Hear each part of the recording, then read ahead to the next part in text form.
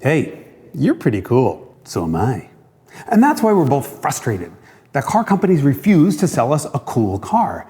You know, that subcompact, diesel, manual, slick top wagon with rear-wheel drive and heated cloth sports seats? Yes. No. There's a good reason this stuff doesn't exist, even if that reason is deeply uncool.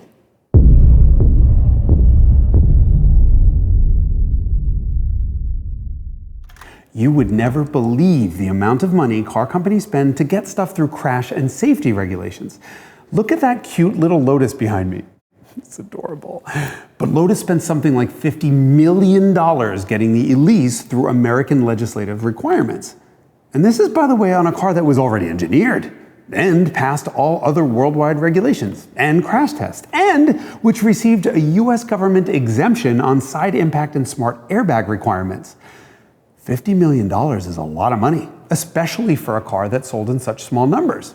It's not like that was a Toyota Camry, which would sell 2 million units over its life cycle, across which all of the development costs can be spread. No. Lotus sold just 6,325 Elises and Exiges here. Divide 50 million by 6,325 and you get $7,905 per car.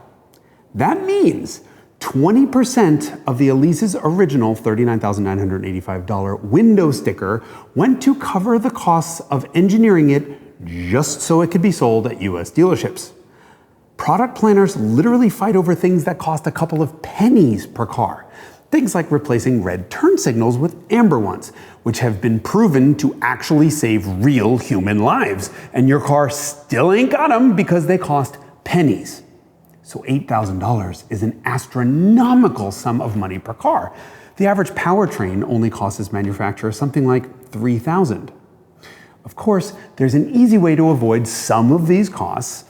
You engineer all the stuff in from the get-go. Design one car that meets all worldwide standards. But that would require car executives that weren't dropped on their heads. Look, this happens all the time. The Lotus's only real competitor, the Alfa Romeo 4C, somehow wasn't designed to meet US crash and safety regulations. So when someone with actual brainwaves noticed, they had to re-engineer the entire car. Why? At least they then had the money to fix those awful Euro headlights, which were put into production because Alfa ran out of money during the car's original development. Why? Because whoever was in charge clearly had been dropped on his head, and without an overhead airbag. Which is probably the next requirement that'll cost $15 million to develop. But since every one of those 15 million cars sold in America will need an overhead airbag, the development will cost $1 per car.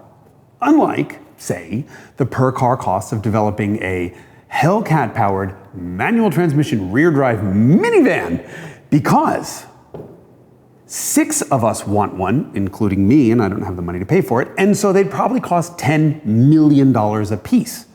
And this is why we can't have nice things. Because the cool stuff only makes financial sense if millions of people want it. And millions of people wanting something makes it decidedly uncool. Trust me, I know this from personal experience. Why I'm so cool.